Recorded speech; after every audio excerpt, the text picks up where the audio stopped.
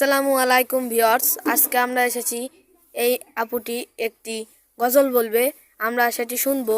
আপনারা একটু শুনে যাবেন, এটি শুনলে আপনাদের খারাপ হবে না, গজলটি আপনাদের অবশ্যই ভালো লাগবে, আমি সেটাই আশা করি। আপু, আপনি আমাদের গজলটা বলুন। আসসালামু আলাইকুম।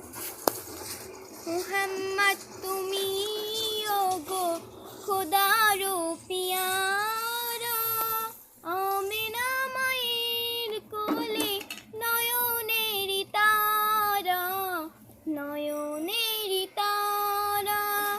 এসেছিলে তুমি ওগো সেই নিশিরাতে, মুখেতে খোদার বাণী কোরআন নিয়ে সাথে, তো কোরআন নিয়ে সাথে।